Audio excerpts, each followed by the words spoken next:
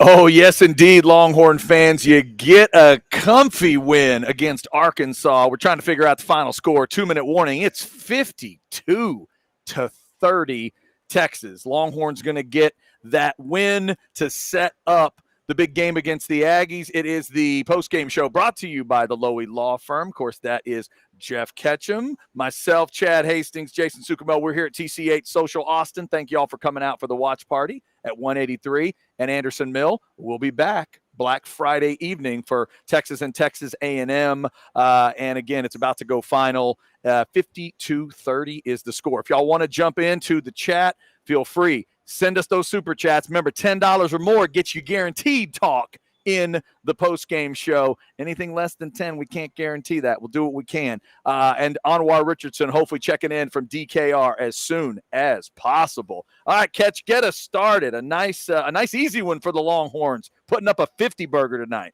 Yeah, no, I think your finger's on the pulse of this one. The Longhorns haven't had enough really quality performances this season that, I don't remember if we said this on the air or not, but that whole don't look a gift horse in the mouth thing, like today feels like one of those moments where, are there some nitpicks? Sure. Is this one of the better performances of the season?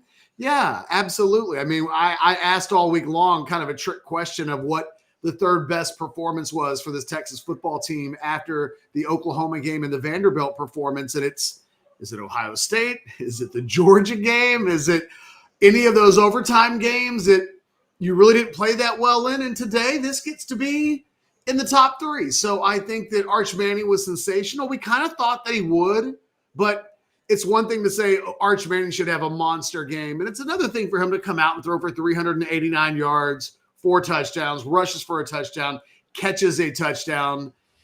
The defense, I thought, this game was shaping up, Jason, like a total shootout that I think we were a little fearful of coming into this game.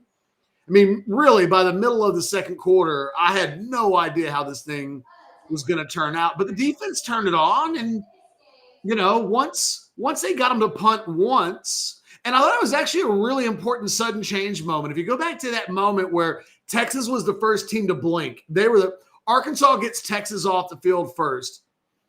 And Jack Bodemeister shanks a 32-yard punt, and it set Arkansas up 1st and 10 at their 40. And they hadn't been stopped all day, and Texas got a 3 and out. And then pretty much for the rest of the game, they kind of had Arkansas's number until late in the fourth quarter. Arkansas gets a late touchdown. All in all, a lot more to be excited about than I think upset about. It's probably, given the opponent, this was a true rivalry game. Like Arkansas, and I thought Arkansas had Texas' attention. I think a 3-touchdown win over an Arkansas team that has only been battered one other time this season. It's a quality performance, Jason. Like I could nitpick it, but I really don't want to. This team hasn't played well enough all season to beat Arkansas by 22 points and then act like this is customary business as usual performance from them. Couldn't agree more. I mean, I thought this was a really good performance. The first half was a little up and down. I kind of echo what you said. Even in my notes, as I'm writing my kind of post-game story, watching the game, I said, hey, this game's getting a little too close for comfort late in that first half. But, Texas comes out, dominates the second half. Arch Manning was fantastic. I get it, man. Arkansas's defense is what it is. But I said, hey, Arch did what you're supposed to do against defenses are overmatched. He went out and just carved them up, and you said rushing touchdown, receiving touchdown. So this offense continues to get better and better, I think, each week. And we're starting to see it consistently now. I mean, go figure, it took till the end of the season, unfortunately. Better late than never. Well, exactly. Yeah, the offensive line was pretty good. So this offensive line was really good. The defense was a little shaky early on, but that's a good Arkansas offense, right? I don't even like Ketch said, I'm not even going to pick the defense apart too much. I mean, that's a good Arkansas offense. I think they were going to score points. Like that was just going to happen. Yeah. Well, listen, we all came into this game, and I don't know about Chadness, but we thought it was going to be a very close game. So, I had 38-35. Okay, so and I had a 3-point win as well. So as we're sitting here looking at 52-30, I mean, Hell yeah, you should be happy with that win if you're a Texas fan. Yeah, the thing I would remind Texas fans of, there are 2 teams that have beaten Arkansas by more than 9 points this year, and those teams are Notre Dame and Texas. That's it. Notre Dame whipped them like 56-13. This obviously 52-30. They've been playing close games. They stay in games. Obviously, the Taylor Green injury is a part of the story, but Texas, even before that point, had Well, really the game gotten was over by then. right. They'd gotten control of it, Catch, and it was just really good to see where. And we talked about it at the watch party here, because if you're not watching this game, the national folks, a 3-point win is not what Texas needed. What they needed was to show them something of a multiple score variety. And when it went to 38-20, I thought, okay, there you go. And then you got it to, I think it went to 22 after that. And then you finish it maybe here with a 22-point margin. Like that's exactly what Texas needs to at least get the committee's attention back for Tuesday night, make them consider stuff, and then try to set something up for the last game. Fuck the committee. I mean, wow. Like, this wasn't about them. If Reese Davis says that Tuesday, this game doesn't impact anything that Texas will do. It's a win. Like, next week will matter, and then the committee will be paying attention, but this game doesn't do anything for that. But what this game did do is sets up next weekend's game. Texas, I thought it was really interesting in the broadcast that Michael Taft went into the pregame production meetings with Jesse Palmer, and was it Tessitore that was on the call today? It was Tess, yeah. And admitted that, oh man, the Georgia game lingered until Wednesday. I was like, and this was early in the game, right? I heard that and I was like, me too. I'm sorry, do what? Yeah, that's a weird thing to admit. And then he was like, oh, then Sark talked us into like the playoffs still being on the table. I was like, wait, what? And I was a little worried at the time. So for this team, this was a trap game no matter what happened in Athens. It was always awkwardly placed, so much so that a week ago, like Sark, not angrily, but like made sure to point out, I don't know that this is fair. that Mercer is playing Auburn, and who did A&M play? Samford or A&M played Sanford. Georgia played Charlotte today, and Alabama played Eastern Illinois. Samford with an M, by the way. Sanford with an M. That is correct. Today was November Pillow Day in the SEC. Remember, Texas, you can get that Rolodex if you want. You just call Birmingham, and they'll send you a list of all those teams. So, look, I think that this team needs to feel good about itself. And one of my biggest worries about going into the offseason for this team is that I don't know that this team's felt good about itself a lot this season. I think there's been a lot of games where even when they've won, there's almost like an apology that comes with it. Like, touchdown, Arkansas. And we've talked about like Sark being in a position where like it sounds like, he's appreciating wins that Texas fans aren't really appreciating. By the way, Platt is a good player. That is a kid that Texas probably should have taken as a tight end a few years ago, an in-state kid from Texas. Where did he go to high school, Jason? I can't remember the high school. He started at A&M, didn't he? Did he? I want to say Platt started at A&M and transferred to Arkansas. Texas never even recruited him. Yeah, no, he was like a state top 50 guy coming out of high school. I recall him as a guy, Catch, that I was a little upset at him moving on. Like, I kind of liked him as a tight end. I think he's a good player. Like, I think he started as an Aggie. Eaton High School. Where's that? Eaton High School. Eaton High School. Okay. Anyway, he's just a good player. He's had a good game. Yep. I think Arch will feel really good about tonight. I think that receiving core, which is going to have to do a lot of heavy lifting next week, you can continue to see Emmett Mosley get better. Ryan Wingo continues to ascend. Parker Livingston today had a monster game. DeAndre Moore, when he wasn't fielding punts in the end zone, had a pretty good. You did that too. I got a lot of shit because I said the same thing here at Texas. They're like, come on, you can't get on him. He has 3 touchdowns. I go, yeah, but he still caught that punt in the end zone. No, I'm not getting on him. I'm just saying that, it is one of those things that it just kind of is what it is. Yeah. I thought defensively, look, I'll give you some I thought Cade Phillips Cade Phillips may be a starter next year at cornerback, and he hasn't played well. He hasn't played well. He just hasn't played much. So for him to play as much as he did today, and I think come out of the game feeling like I played well, that's money in the bank for next year. Some of today I thought was about here and now and today. But I thought some of it was about next year as well. There were a lot of young guys that played. I think there were a lot of contributors today that will be contributors a year from now. And, there were we could nitpick game management at the end of the first half. I really thought Sark was timid with the ball on the 35-yard line with 52 seconds on the clock and a pair. But, who cares? The defense gives up 37. They were better than that. I think we realized it when this game was decided, the defense played well. They forced turnovers. They actually created some points.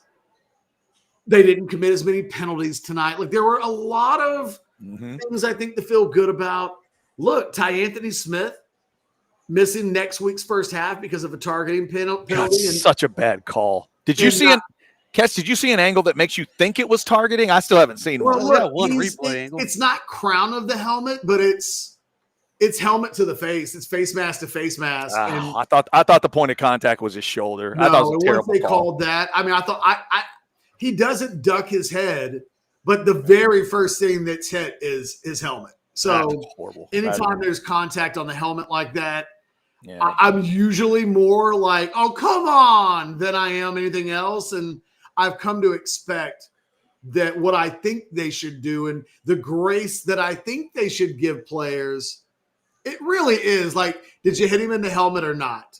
And that one, it's ticky-tack. I don't know what he's supposed to do. I don't either. But it will, I think, given the rules of the game, it's probably the right call. And obviously the combo, Jason brought this up. If you have the combo catch in this game of the first half of no Anthony Smith, and if Anthony Hill's unable to go, I mean, what does that mean for the Texas defense? That's a huge question going. Foul better be good. Trey Moore's gonna have to play, off the ball line. Oh. I mean, they really missed Anthony Hill today. Yeah. Look, I put this in my game notes. The first half, 3 combined tackles, solo tackles by the linebackers in the first half of this game. Well, and that was the first half where Michael Taft was horrid. Well, he played better in the third and fourth quarters. Sure. Michael Taft, his performance got better as the game went on. Yeah. But he's going to want to burn that first half. That was point shaving kind of question type stuff. He's just charging in and missing tackles, and you're like, and they kept replaying that of him getting trucked by the running back. It was just oh no, it was bad. Yeah, that was not going to. That was not good. Broadcast of this. All right, let's. We're going to dig into these super chats have started coming. Darian, I see your super chat real quick before we do that. Catch, we got a message from Kelly, and we got to meet Kelly yesterday at the Deep Eddy Vodka tasting room. She said, Chad, catch, it's going to be a great night in the Trout Casa. We'll just tell everybody, Kelly, who we met yesterday, Longhorn through and through, Kansas City girl, was a Chiefs cheerleader, came to Texas. She married a man who played for Darrell Royal, and apparently that man is a Texarkana man, and he don't like him some Arkansas. Texas high school. Yeah, he's a Texas high man, and so he hates Arkansas, and he wanted this tonight. So I hope y'all enjoyed it, Kelly. Kelly, 52. Look, is this? I apologize for being inappropriate. Here we go. Here it comes. But I don't know how old Kelly's husband is. Here we go. But he's at that age where he played for Darrell Royal. He did. And all I'm saying is you get to be that age and special occasions happen on your birthday. And I think on a night when Texas beats Arkansas, I'm just planting the seed that she said it's going to be a great night. I know. I'm saying That's where y'all's minds go when she said it's going to. It's where my mind went. It's not where my mind went. But as soon as that face started setting that up, I thought, I know that one. I've known Catch too long. I hope your husband has a great time tonight. Whatever y'all do. Kelly, it was a pleasure to meet you yesterday. I hope Kelly has a great time tonight. I'm rooting for everybody in that household. Kelly, It was great to meet you. We hope to meet you again sometime. And shout out to everybody who hates Arkansas and enjoyed this victory. Darian is our first super chat. 1999. Really good win for Texas. Desperately needed this after last week and avoided the trap game. Let's ride on this momentum to spoil Little Bro's undefeated streak. Thank you, Darian. It will take Texas's most complete performance. A&M's better than Oklahoma. And it took that for Texas to beat Oklahoma. It's the best, probably pound-for-pound performance, given the competition that Texas has had all season. It's going to take more than that to beat an A&M team that will come in with a ton of confidence, a ton of momentum, a ton to play for. I think if Texas plays like they did today, dude, I think this is a close game. I mean, it'll be a high-scoring game, but I mean, the defense needs to play. They'll have to play better than they did today. I mean, A&M will race up and down the field. Because it's A&M. I don't know that Arkansas. This is an A&M team that beat Arkansas by, well, it's 3, but it was, I mean, the late touchdown made it a little deceptive. But no, both of those games were actually A&M won that game for me a little more decisively than it's a little bit like the Georgia-Texas score in reverse. That game got closer than it was when I was watching it. At the end of the day, like Arkansas, Texas can't play bad for a quarter and a half in the first half next weekend. They can't. I didn't think they played bad. You're saying they played bad today for a quarter and a half? Defense. The defense did, yes. Yeah. And that's what's interesting about this matchup coming up next Friday is both of these teams have shown you, obviously A&M shown you more ups than maybe Texas has, but both when they show you the up and you go, okay, but both have shown you some downs. Obviously the Aggies haven't lost a game, but there have been times where that team can get I mean, look at last week. My God, what they needed to get out of that South Carolina game. I'm worried about the back end of the defense and the linebackers. No, and Texas cannot win that game. Absolutely. If Michael Taft doesn't play a good 4 quarters, right? You know, Jelani McDonald also had a good second half, but he was off in the first half. Not as bad as Michael Taft was off, but I have really high expectations for McDonald. I think he's one of the best players on a really talented defense, and he can be better. I thought Malik Muhammad today was exceptional.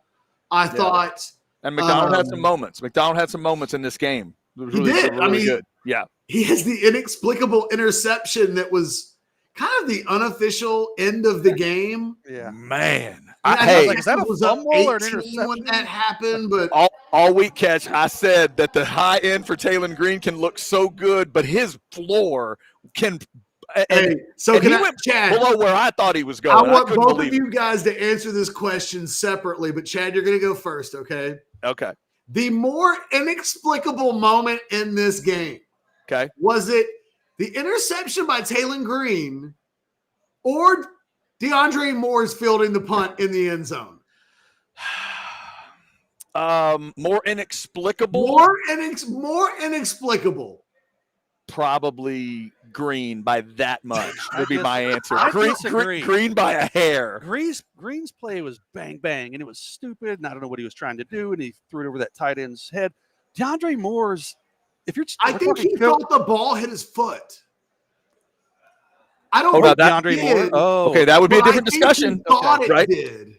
Well, then that would make more sense because I'm like, okay, you have time to process this. You should know not to run back into the end zone. Dude, it wasn't like a bang bang thing. Well, why is he even standing in the end zone for the ball to potentially hit his foot in the first place? Like, why is he even back there? Just leave Nidlet back there by himself. Exactly. Well, they had 2. That's the other thing that's so inexplicable about that. They had 2 return guys back there. Like the thing that happened should not have happened. No. Yeah, those were both some wild plays. That is a good call. Guy throwing in $4.99. Okay, friends, let's show A&M what a real home field advantage looks like. Let's rock the hell out of DKR Friday. That obviously will be a big time environment. This home crowd, guys, got to enjoy a full ride through a game. I understand it was 37 by the end, but you got a lot of backups in. It's a multiple score win. You hung 52. Like, a Texas crowd got a good full 4 quarters today, and they're going to obviously want to see something good Black Friday night, and now they know they have a shot at that ninth win. The Arkansas game just ended 10 minutes ago, and I'm already like, I know we're here to talk Arkansas, but I'm already looking forward to that game, dude. Right. Chad and I are going to arm wrestle before this. That's right. The chat's already fired up. The chat is Orange Bloods against Aggie. Let's arm the wrestle, chat is already fired up. I've already seen one. If the Aggies win, fire Chad. I was expecting a lot of those. I'm expecting even more this week. Catch, just don't pay attention to those. It's already started. Like A&M loses, Chad loses his job. But if A&M wins, I don't know. He gets to run Orange Bloods for a week. I don't know. I don't know what the stakes need to be. Like, how high do they have to be? Chad's like, I don't want that bet either way. You know what happened today? Well, you think on that, yeah. So a year ago, I made Eddie Rasonovich or whatever his name is for the Sooner Scoop. I offered him a bet online, $1,000. If OU wins 9 games, I give like the local boys club of Norman $1,000. And if they don't, you have to give the local boys club of Austin $1,000. So, yeah. But he never acknowledged it. Right? He never acknowledges the bet until today. Today. OU wins the game. When they get their 9th win, yeah. It's like, hey, how about not being a dickless coward and like responding before 11 months go by? Yeah, no, you can't do that. Can't do that. I do like the OU fans who are like, don't be yellow, pay the bet. How about okay? Brandon has a night. If A&M loses, Chad gets a raise.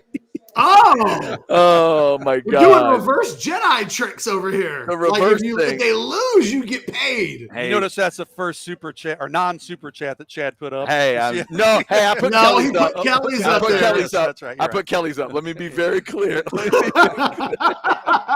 that one. Suddenly, Kelly's presence becomes very important for Chad. That's right. Exactly. That's right. Kelly helps me cover there.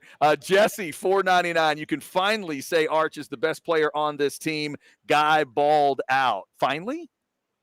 It has been for the last few weeks. Finally, No, he's been the best player on the offense since the Florida game. Yeah, maybe the whole. Maybe for Jesse, it was. You know what will be interesting? So, Chad, do you have Arch's statistics from today available? Yeah. Jason's got them. 18 of 30. 389 yards, 4 touchdowns, no interceptions, 212.9 passer rating. Rushing, let's see, 2 for 5 with a touchdown. And, of course, he had the 1 reception, 4 yards, and a touchdown. And you know what? There's one, and then I'll still say that there's only one stat you need to show me for next Friday night. One stat. Quarterback, that passer rating number. That's it. Well, Parker Livingston had a 463 passer rating. Whichever quarterback has the better number is going to win that game next Friday, to me. Maybe. In the catch, that was a nice catch. That was not an easy catch. Oh, Parker almost overshot him. Can I give you this? The reason why I wanted the stats. Did you see what Diego Pavia did today? Yes. Oh, my gosh. We were watching that game. So Pavia finishes 33 of 39. Yeah. For 484, 5 touchdowns, and a pick, but he rushes for 48 yards and he has a touchdown. Good luck choosing your SEC Offensive Player of the Week this week. Honestly, as good as Arch was, I think Texas had guys running open. We watched the Pavia game. Dude, I don't know if you watched catch. He was throwing dimes, dude. It was like incredible. I'm not trying to overcook the Kentucky defense. Looks good against Texas. But I will say this. The Arkansas defense is who I thought they were. They are who I told y'all they would be. So I can't give as much credit to Arch because every time you told me Pavia did something. I'm sorry. Did Pavia catch a touchdown pass? That is fair. Yeah. On an awkward angle from his own receiver. That's fair. And did Arch have a turnover? That's fair. So yeah, he did not. What I know is that Arch caught a ball for a touchdown on a Lynn Swan-esque grab in the end zone, and then he wasn't sloppy with the football like Diego clearly was. Did you just say Lynn Swan-esque? That was well done. For all the old people. I hope the old people watching caught the Lynn Swan-esque. Steelers fan. I know. Yeah, Jason watched that and thought, Jason turned to me, Catch, and he said, reminds me of Salon. Super Bowl 10. That's exactly what it looks It like. doesn't remind me of that because I wasn't born yet. No, so. thank God I didn't have to sit through that live as a Cowboys fan either. Oh, my God. That's I funny. was close, but I was not there for that one. Oh my goodness. Yeah, this Arkansas team, they did what they do, and Texas was able to get a 15-point win. We are rolling through it. If you want to throw a super chat at us, feel free. We got this one from our guy ATX Bates, $4.99. Chad was hoping for Ty Smith's targeting at THC at TCH. We all heard it. No, you didn't. Because of that, Texas beats the Aggies. A&M leaves SEC for the Pac-12. Oh, good grief. I Yeah. will back up, Chad. He thought that was a BS call. I hate those calls. I hate that they're throwing kids out of games. They need to change the rules. Coaches need to stand up. ADs need to stand up. It's one of the worst things about college football. I don't think that needs to be. But you know what? That's a terrible call to me. You gotta I throw up saw Michael's super one- chat. That's great. Yeah. Let's put There this. was a targeting call in the Oklahoma game. Yeah. Catch, are you willing to wear a wig if A&M wins? What kind of wig? Yeah. What if it's like a rainbow I wig? mean, I wore a rabbit head for a Yeah. show. So, like, I think everybody knows I'm down for a bit. Who is I'm trying to think of, is there anybody like in the A&M world that has like hair that everybody knows? Is there anybody like that? I can't think of anybody that way. So maybe just like a big old, I don't know, like a Mr. Carter wig, like a big curly. What? I don't understand. How did this even come about? I don't know. Michael. Michael for $1.99. Michael's I'm weird. not putting a wig on. Okay. Like, Yeah. come in with if 199 and the decimals to the left of the 9, we can at least have a conversation. Yeah.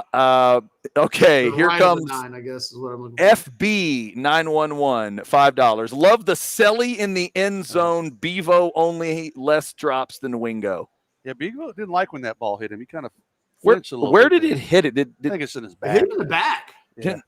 But he's not used to getting touched out of the blue like that. He kind of jumped a little Throwing bit. ball. That's how excited LaFau was that he scored. Yeah. I'm going to throw the ball at Bevo. By the way, well, no, he shot it like a basketball. Yes. Yeah. Oh, into the cage, right? Okay. Yeah, okay. and then he hit Bevo in the back, and Bevo was like startled.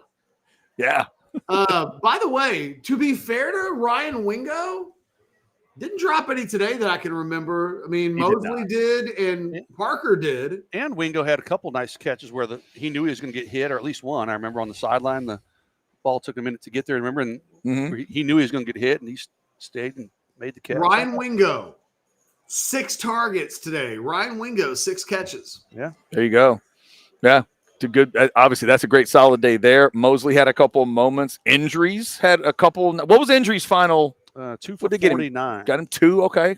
For some decent yards. Parker 2 catches, 104 yards, and a score. So Yeah. he didn't get a lot of opportunities, but he made the most. Well, talk about make the most of them. DeAndre Moore, 3 catches, 3 touchdowns. Yeah, and once again, Texas, let's see, almost got to 100 yards rushing, 3.5 a carry. That's a number that, you would need to get maybe a little bit better in this game. That's another thing about next Friday night, fellas. If Le'Veon Moss doesn't play for A&M, there is not one running back in that game I fully trust. Not one. It took Texas. Texas finishes the day with 28 for 97 and a long of 12, which on the 21st carry of the game, Trey Wisner ran for the first time all day for 10 yards or more. He ran for 10 yards. Now, he ended up getting a 12-yard run after that, but it took them into the fourth quarter, 20-plus carries just to get a double-digit rush. I mean, they are fighting for every yard they can get in the run game. And one of the things that we have seen from Arch since the concussion is they are using him less in the run game. He gets the touchdown today. It was one of the other than a time when he scrambled and ran out of bounds and gained a couple of yards. Like Arch didn't officially have a lot of run game carries, and we've seen that change drastically. So it'll be interesting. My guess is in a game against A&M, there's a little bit more of a leave it all out on the field kind of a attitude, and you're a month away essentially or close to it from when a concussion would have occurred. That running game's terrible. Yeah. By the way, Catch, reason number 500 that Sark loves C.J. Baxter. Why else would he have given him that direct snap call? What in the world has he done to deserve that? I think play? that was going to be an option to Arch. And it was there. C.J. Baxter's done enough that you're going to snap him a football on a play like that? That makes no sense to me. Come on. Look, it was like 1st and goal or 2nd and goal at like the 5. They don't have a running back that can get 5 yards in the red zone. So snapping it to Livingston was it a low more sense than that. Right? No, it was fine. No. So he should have caught it? Okay. Oh, it was just bizarre. It was just a weird play. Another one here from TX Craig, $4.99. Des Howard needs a trash can to curb Post next week if the Horns will play like this against the Aggies. Hook 'em. Yeah. We'll find out. By the way, can I say, look, I think we've just been a witness to a bunch of kabuki theater this entire week. So let's just wrap up the Desmond Howard story through today. Okay. Now, I thought it was interesting, and I called it out. Sark on Wednesday does not say Desmond Howard's name by name. He calls him Joe Blow. Mm-hmm. On Thursday, he's got a little bit more to add, but he still doesn't say his name specifically, although he references the trash can. Yep. What that allowed ESPN to do this morning was to have a Texas conversation where it just never got brought up. If he says Desmond Howard's name, they have to bring it up. But he didn't. Twice he could have. He didn't. And then today in the game, Tessitore starts talking to Jesse Palmer about the events of this week and the rumors that were being passed around. And he never mentions that it's his guy from his network. How have we gone an entire week?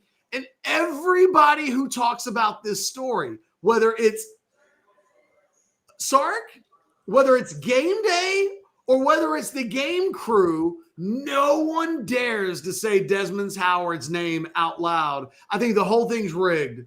I think everybody had a conversation and agreed, let's let this die. I thought for sure somebody on the game day set would like make a jab at him a little bit, right?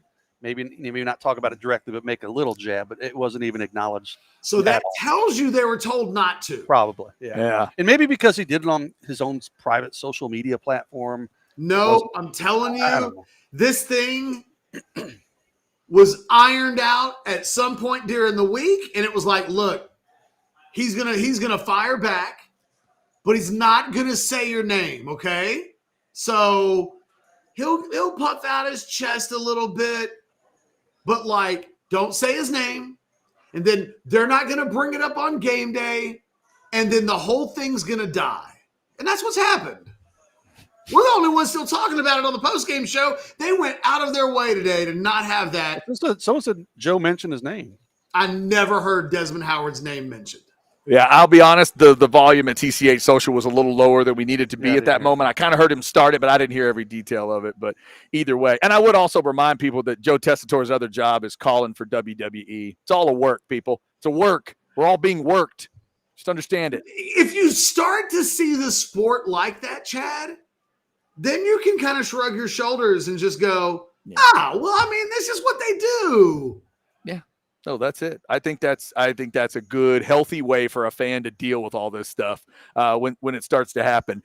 10 spot from Daniel. What happened to the back end of our defense? Why is Taft missing tackles? See also Florida. PK's defense plays too soft. Aggie strength works against our weakness. There is some backups later in the game, but overall. Yeah, but in the first half, when we're sitting here watching missed tackles and receivers running around, I'm thinking, oh, my goodness, what's A&M's receiver? What are their receivers going to do to this defense? All good points. Was it Chad? Sorry. Daniel, sorry. Daniel, good points. And, A&M's strength matches up really well suddenly against a pretty glaring weakness for this Texas defense in the back end. Like, what's happened to them? I don't know. I don't have an answer. Especially catch with the linebacker stuff we talked about. You hope Anthony Hill's able to come back, but now that you know it's a 2 quarters without Ty Anthony Smith, that could be obviously a huge deal. Well, I think, I wrote about this in my post-game thoughts over at orangebuzz.com. You can scan that QR code and check it out if you want to. although I'm going to bring it up. So there's a bunch of other stuff I also didn't talk about on the show that you can read in my, but I think our guy, the Arkansas quarterback, he had a sub 100 quarterback rating in every quarter of this game. So he plays in the first quarter, the second quarter, the third quarter. Arkansas didn't light Texas up in the passing game. The way that I think as we watched the game, because of how close it was early on, and it really felt like there was a racetrack taking place. Yep. Good back and forth, though, catch with that Texas defense, forcing those 2 field goals to start. That was big. Well, and I think a couple things happened today that, look, I don't think you guys are wrong about A&M and their strength lining up with the Texas weaknesses. I'm a little more specific, though, than just globally. Like, I thought Texas defended the perimeter in the Arkansas receiving game really well today. Like, outside, again, Cade Phillips got a lot of playing time today. They targeted him somewhat, and they didn't really get anything on Cade. I thought Malik Muhammad had a really good game. I thought he was really active. They didn't throw his way a lot, but he found a way to it felt like 5 was around the ball. In the middle of the field, Texas really struggled. They struggled with the tight ends. They struggled with A&M able to layer their receivers a couple of times behind the linebackers. And that was already a problem area for Texas. That space between the safeties and the linebackers is a soft spot that teams have been able to take advantage of. And quite frankly, you can go back and look. Texas in its zone in the back end, there are areas of the field that if teams are good enough to throw those balls, you can find some holes. And I think that it's my big area of concern based on this performance today isn't so much the A&M receivers making plays down the field, along the sidelines, vertical. I think the thing that concerns you is I still don't trust these safeties right now. Like, I don't know how much I trust Taft and McDonald on the back end in coverage. I don't know. I think they're both really good players. I think the last 2 games have been uneven performances, so I don't completely know what to expect with both of those guys. Still, I think it was really good to see Taft and McDonald play better in the second half because they needed it. But yeah, man, A&M likes to work. A&M loves to throw those crossers. They love to get guys on the move.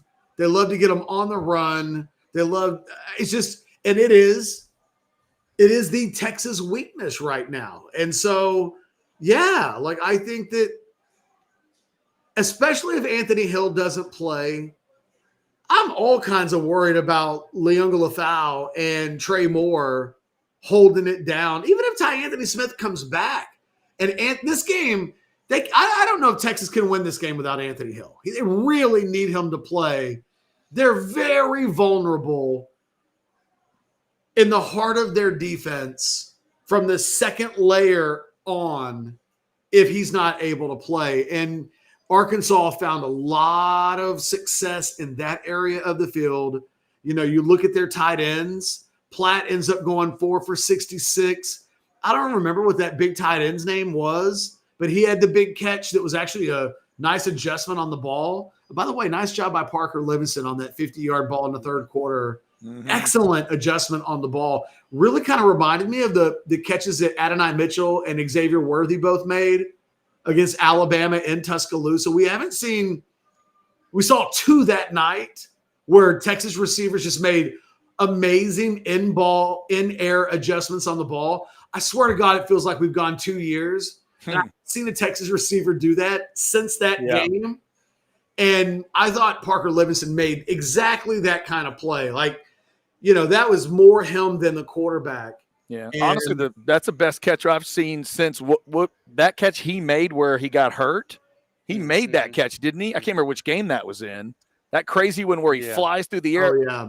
Problem is that might have been the Florida I think it was game. Florida So game. it's not, yeah, that's why it's not as, but I remember, and just in terms of what it took for him to do it, that was a nice Well, even the catch to touchdown, readjust. I mean, it wasn't a hard catch, a touchdown catch, but he had to come back to the ball. It was a little underthrown. He had to kind of wait for it, then make the guy miss and race in. So Yeah. No, it's really tough to do, to be running full.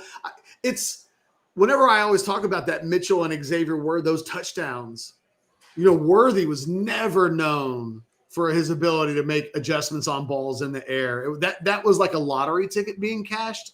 But to have both of those plays occur in that game the way they did, it's really hard to do. And, for the same thing, like it's hard for – I don't mean to bring Quinn Ewers up, but we've talked about, because we watched so many of his games, how hard it is for him to throw the deep ball. He never threw the deep ball really, really well. But it can be hard on receivers by the same token. They're running full speed to make – he stopped and had to adjust a couple of times. That was one of the worst balls that Arch threw all day. It was all Parker Livingston. And I wanted to call that out because Arch was so good today that it didn't feel like his receivers had to do a ton. But that was a great play. That was really high-level stuff from Parker. No doubt. All right. Thanks, you guys, for jumping in the Specs chat. We got more super chats. Let's grab a little Specs here, and we'll keep rolling. Anwar's coming up from DKR as soon as he can. When loved ones all gather for gourmet delight, Specs raises spirits all through the night. Thanksgiving is here to bring out the best. Wine pairing is caring and leaves guests impressed. Nothing's off limits, sweatpants or black tie. Just leave enough room for Specs pecan pie. Shop thousands of ways to upgrade your thankful. Specs lower prices keep wallets quite tranquil. So raise a glass and sing your praisings. When you stock up at Specs, it's cheers to savings. All right. Hey, Chad, real quick. Mm-hmm. I looked to check and see if the Sarkisian press conference had started. Yes. So I hit refresh on Twitter just to see, has that even started? Because you had mentioned that Anwar will be here as soon as he can. First comment that I see from Steve Sarkisian, quote, "That was a heck of a catch by Arch. I told Parker you owe him one." Hello, McFly. Yeah, he paid him back later in the game. He did pay him back. Now that I think about it, that's exactly what happened. They both threw tough balls that the other one had to make in-air adjustments on. They're even, Coach. They're even. Yeah, that's probably what Arch thought. He's like, "Oh yeah, you want to throw me one like that, huh? I'm going to show you. I'm gonna twist you up like a piece of pasta, brother. Here we go. We're gonna get this figured out. Let's grab a couple of. Speaking of Arch, we got a $9.99 from South End Zone Queen. What's up, Queen? Archibald is our savior with some exclamation points. He certainly had a great game, up over to, was it 212 you said on the passer rating? 212, 213. That is a nice number. And what's weird? Sorry, Chad.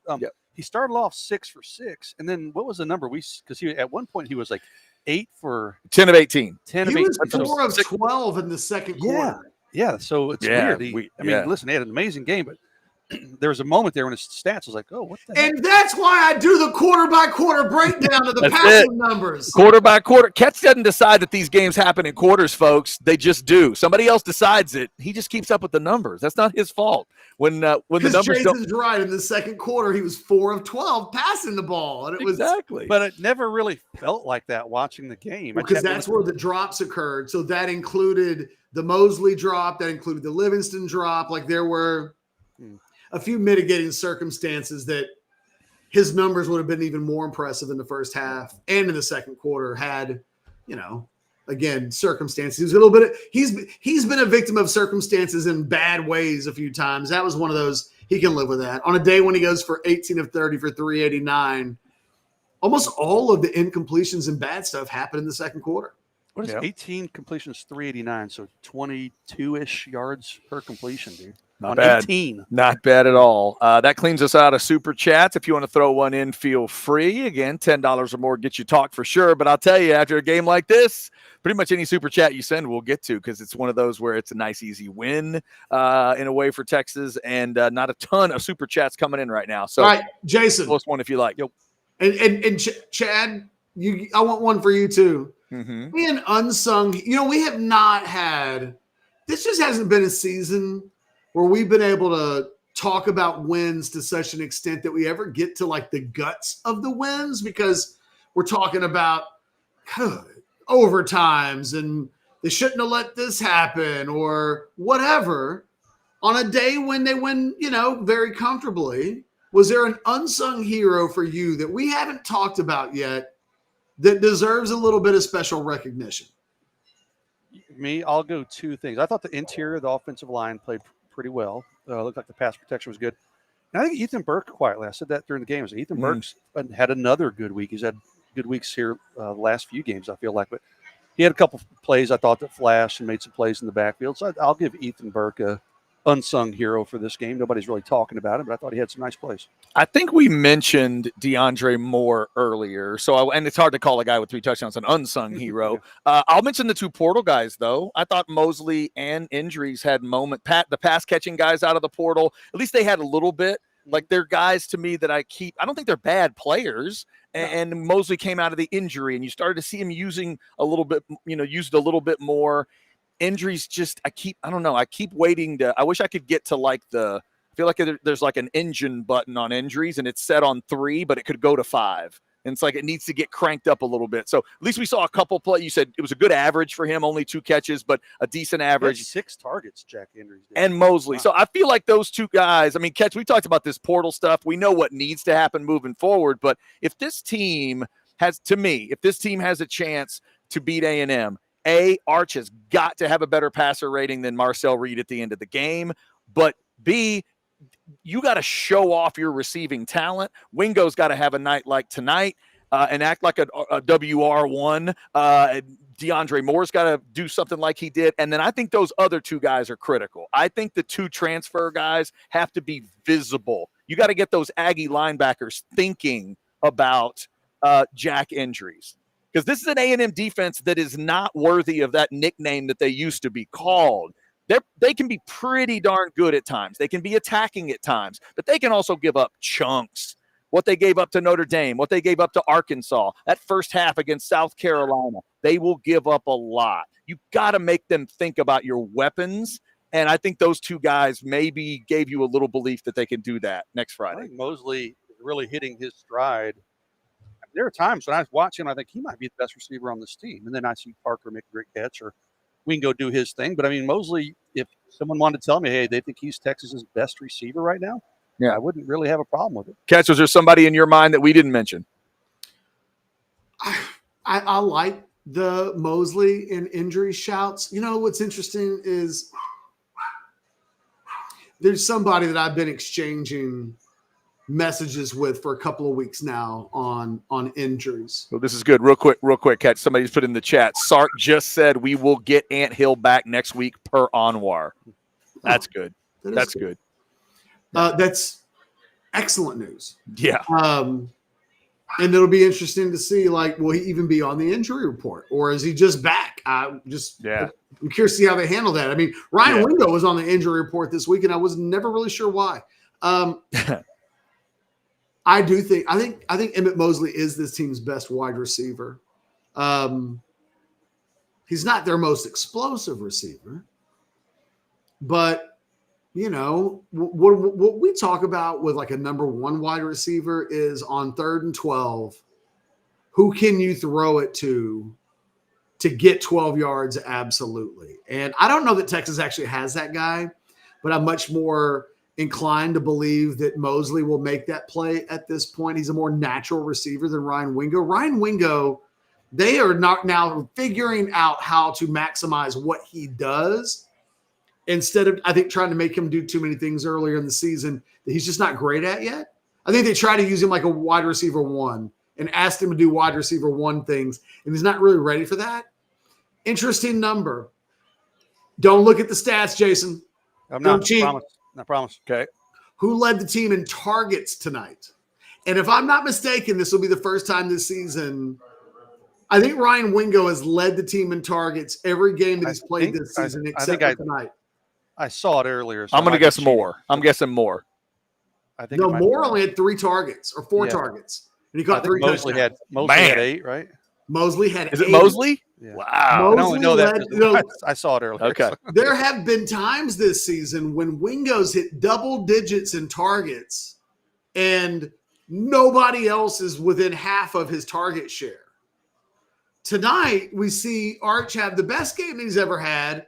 We saw Wingo have a really productive game. Like, their usage of Wingo didn't feel light. It felt like they got him the ball in ways that he – and again, I think this is the most efficient that we've seen by a million miles that Wingo goes 6 for 6 on his targets. Because what they've done most of the season is try to pump him full of targets. I have to go back and look. He's been double-digit targets a lot this season. His target share gets cut. Now, look, if Arkansas had been a little more competitive and Arch had to do a little bit more in the final 20 minutes of this game, then maybe those numbers are slightly skewed differently. But the top 3 target guys tonight, Mosley's 1, and then Wingo and injuries are tied. I do not remember 6 for injuries. That's crazy. I didn't either. Now, look. I didn't remember the 6 either. So I've been having this ongoing weeks conversation about injuries with a subscriber at Orange Bloods. And we're constantly talking about Jack injuries and what this season has or hasn't been. And like, how do you label what he is? He's a starting tight end and he's the best they have. How good has he been this season? I thought today we saw the best and worst of Jack injuries.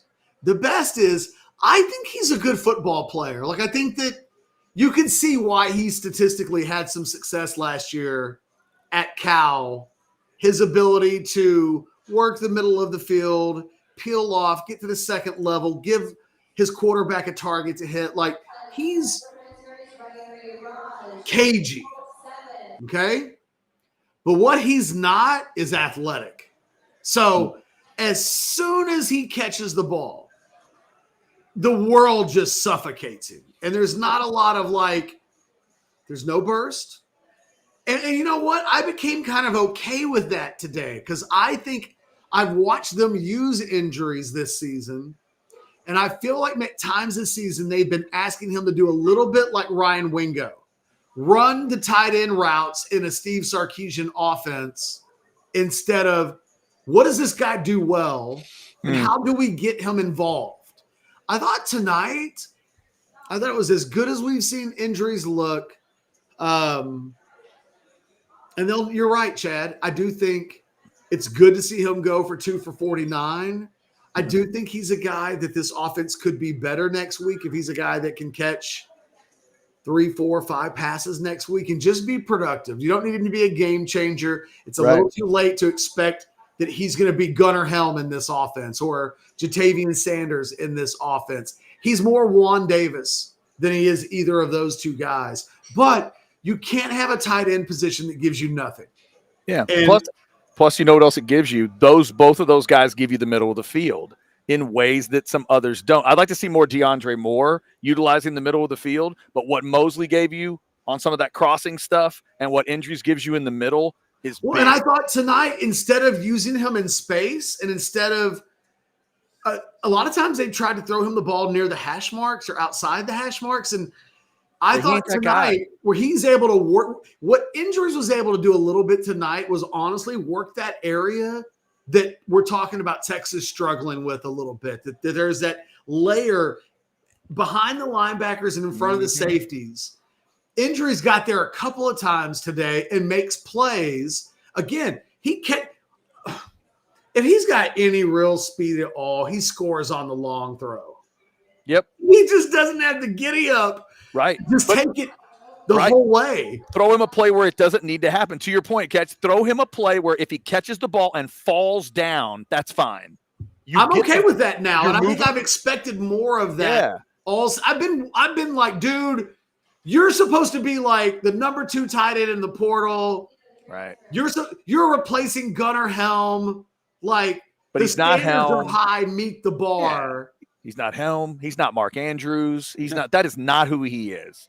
Like, play to who he is. I agree with you, Kat. They're playing more to kind of what he is, Tonight what he did. can be. Like, I don't know if that's going to happen next week. I don't either. And it's 16 is probably more unlikely than it is likely because I don't know that we can call one game a trend. And I don't remember him, like Jason, I don't remember him having 6 targets in this game to officially be credited with 6 targets, but only have 2 catches. Now, to be fair, I think one of those targets I'm remembering now was a horribly constructed the ball in the end screen. zone. No, it was a screen where it got totally destroyed, and he was trying to hit injuries on a little screen. I thought that was too. That one doesn't need to get re-racked. I think he had another one in the end zone where Okay. Arch just threw a bad ball in the corner of the end zone, and the reason why I remember that was because injuries made an effort to catch the ball that was completely unnecessary. Yes. The ball was so horribly thrown.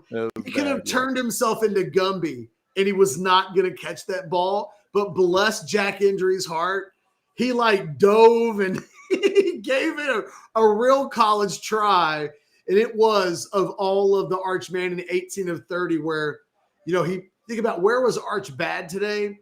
Was it Mosley that he misses that ball? It was either Mosley or Moore where he misses that the ball into the end zone on the little skinny slant. They just airmails it. That was one. He only had a couple of balls. He had that ball in the back of the end zone where it just sailed on him. But by and large, there was Arch threw the ball well. And you know what? Jason mentioned the offensive line. You got to give them credit. Like, they threw the ball vertically down the field, and the only way that you can do that, I thought Arch did a great job of constantly moving his eyes around. He found guys that weren't primary receivers. Good job. Stayed in the pocket, kept his eyes downfield. He was phenomenal with that. Yeah, and you can also see you can feel the feet slowing down in a good way. Like his feet are getting a little more quiet in the pocket. You say that, he's not making those big, long steps all the time, and he's keeping it a little more calm. And again, I know it's Arkansas. It's not a great defense, but like I was watching it, and you almost read my mind. I'm watching that game today, and I was like, it just felt to me like I can see the game slowing down for Arch. Mm-hmm. Yeah. He's just not as happy at feet in the pocket. And he's moving around in the pocket and keeping his eyes downfield and making plays. He's grown up the last few weeks, but today was really apparent. I don't know why I was watching it. I was like, it just looks like it's slowing down for Arch every week now, and certainly was today. Yeah. One more quick credit on a great pass. I think it was the second touchdown, maybe to Moore, when he hits him at the left front pylon of the end zone and Moore walks that thing in. That was a 3rd and 15, if I'm not mistaken. And a great play where he climbed the pocket, kept his eyes downfield. Exactly. Yeah, got out of trouble, and then he comes up and finds him. I love that play catch because it was aggressive on 3rd and 15. We've seen sometimes Steve Sarkisian will go into shells in that moment, but if you show Arkansas you're timid, they'll try to get you into one of these Arena League football games, and you can't be scared in those games. I like that play. It was aggressive, convert a 3rd and 15 and get a big touchdown. I love that play. What do we think about Sark today? I thought even like coming out of the half, I said, hey, he schemed guys open. Again, it's Arkansas. I get it. But like coming out of the half, that drive, they marched down the field easily. He's scheming guys wide open. He's giving Arch really easy throws. I thought Sark had a really good game today. We like to beat up on him when the offense struggles. Catch, what did you think of Sark as a play caller today? I thought his opening script was really good, and I think that carried Texas all the way through the touchdown pass from Livingston to Manning in the end zone. If you think about that was first 3 drives of the game. Texas scores 3 straight touchdowns. I thought the play, I've heard it mentioned a couple of times in the last couple of weeks because they keep starting the game with that little ball to Wingo in the flat. We talked about it before the game. We were like, are they going to do it? And we're like, yep. But you know what? Watch. They're going to do it against A&M, but they're going to have something else coming off it. I called it before the game. I said they're going to do it to Wingo. They better. But we've been saying that ever since the first time. Well, look, and today, and look, that play got a touchdown. Right? Like that is, or was that what happened on that play? It was like what are you talking about? Against Vandy? That was a touchdown, wasn't it? Against Vandy, yeah. No. Today, when No, that was the play, I guess, to injuries where they faked that was the fake the and they wingo throw, which and they called that a sneak- lot. Yeah. They sneak the receiver behind the safety who comes crashing down on the fake. That was a play in the opening script that was set up by a play in the opening script. I thought Texas, after the script in the first half, looked a little too much like Texas does after the script too often, where it looks like they've run out of ideas. And I thought we saw that at the end of the second quarter. Texas has the ball with 2 timeouts on the Arkansas 35-yard line. And Sark folded up his tent and went home. He played for what ultimately ended up being a 44-yard field goal. He runs the ball on 3rd and 3 when they had been getting 3 yards. It didn't make sense. No. Sark hasn't settled for 44-yard field goals. Now, look, I know they were getting the ball first to start the third quarter, but man, if you can't be aggressive with almost a minute on the clock and 2 timeouts and you're on the other team's 35-yard line, when do you become aggressive? I thought, honestly, that was a clear example for me of why when Tom Herman says I don't want to call plays because I think it impacts my ability to be a good game manager, I thought Sark was awful at the end of the first half. They weren't playing so well that you can be conservative in that moment. And it really took the touchdown coming out of the third quarter where now you make it a 2-score game to make that okay. Kieran sent me a message on Twitter because I was like, what was that at the end of the first half? It was like, well, kick the field goal, you go up 4, and then you get the touchdown coming out of the third quarter. Now you're up by double digits, and it worked out, right? And I was like, well, yeah, I guess. Assuming you get a touchdown. Plus, then the sequence of Taylon Green does the dumb thing. You get another touchdown. If you could guarantee me it's going to be 28-10. But Texas hasn't come out of that, or 38-20, whatever. 38-20, yeah. Sark's Texas is pretty terrible coming out of the second half. Mm-hmm. Get some offense going. That's just not who they are. They are first 15 plays of the game. They have practiced those. They got them down, and then as they get it, and I bring all this up because I do think in the second half, after a disappointing last half of the second quarter, they came out in the third quarter and really played well on offense and closed the game out. And so I thought there's a lot more good from Sark than there was. I really thought his script was really good. I thought there were more tweaks and little, again, the pass that they get set up off of the wingo play that they've been setting up. Interesting that, Jason, they did go for that play today as opposed to setting that. A&M they will literally be. I'm telling you, they're going to do something off of this. Exactly. They were seeing film for the last few weeks. And today they'll go, that's it, guys. Yeah. He's going to have a trick up his sleeve with that same play formation. Maybe the ball doesn't go to Wingo. Maybe it does, and then Wingo does. Yeah. Something crazy is going to happen. I have a feeling. And today was slightly different because it was like the inside screen. Right. He was lined up out there instead of running the swing. We'll see what that looks like as we get into the game next week. Here's a super chat for $9.99 from Matt. I send angry super chats when Texas loses. Figured I'd toss the same for a win just to say thanks for the hard work. Thank you, Matt. That's good. Matthew, thank you so much. And we hope that it's the same amount of money you would have sent for the loss as Pitt with the win. Up on Georgia Tech 28-0, guys. That helps Texas. And I don't know if you saw a catch. Utah came back down 10.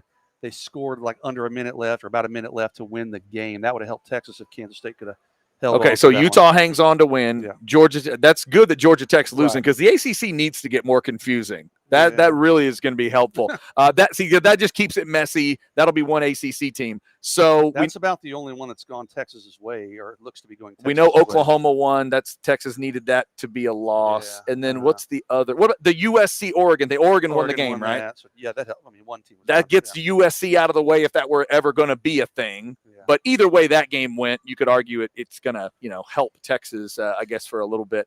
Real quick, a simple chat that I liked. Why couldn't Texas put up points like that against Georgia? 1984. Georgia, it's because when the players on the field were trying to guard the Texas players, this time they weren't covering them well, and the Georgia players were. I mean, it's just a little different when the Georgia players doesn't suck so bad that they're playing with an interim head coach. Yeah, Georgia was not allowing 15 yards clear on every receiver running down the field. That did not happen. By the way, the picture of the Arkansas fan that showed up today with a neck brace on and an inflatable sex doll and went to DKR, well done, sir. I did not see that. That's did they bruise themselves up properly, like at the presser? I'll tell you what I'll do. I'll send it to you. If you want to put it up on the screen, you can. Oh, I'll get you. I'll send that to you in the chat. Okay. Okay, you do that. You yes.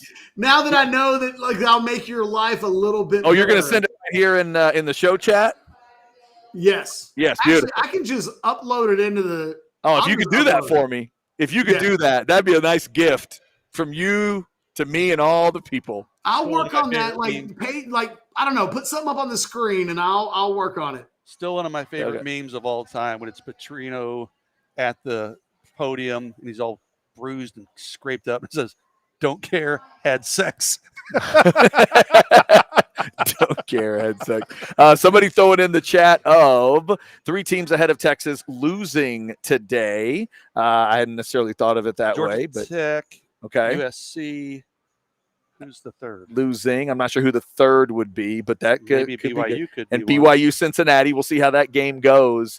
Well done. Well done. That is so good. Yeah, that's it. That's SEC football, it just means more, baby. Yeah, it does. Every bit of it means more, Catch. Every little bit of it means more. That is strong. Strong. Texas gets the win, 52-37. Anwar Richardson, hopefully. Oh, look at that. Just as I say his name, he is ready to roll. Anwar is about to check in here from DKR. So why don't we get right to it? I believe we are just about ready. Let's see. Wait a minute. Did he freeze up? Let's see. Let's check him out. Is he there? Yeah, he's there. He's ready to roll. Anwar Richardson from Orange Bloods in the press box, getting set, getting ready. Uh-oh. You need a minute, Anwar? My bad. Uh-oh. Needs a minute. Gave me the hand. I got the hand. Gave you the hand. Did you bring him in? You wasn't ready? He gave me the hand. I'm sorry. Finger, I guess. My bad. Needed to wait for maybe a thumbs up. Hang on. Okay. All right. We'll wait. Well, hold on. We'll sneak in a super chat while we're waiting on Anwar. $5. Okay. Nice win today, fellas. Thought about the chances going into A&M next week. I think we all think they've got a good chance. They got to be on point. They got to play their best football of the season. Punks aren't coming to town next week is what I would say, P. Miller. But I think we all think it's a winnable game. That doesn't mean we all automatically think that Texas will win that game. But Mr. Richardson, you're back. I'll shut up and let you talk. No, I was trying to get set up here.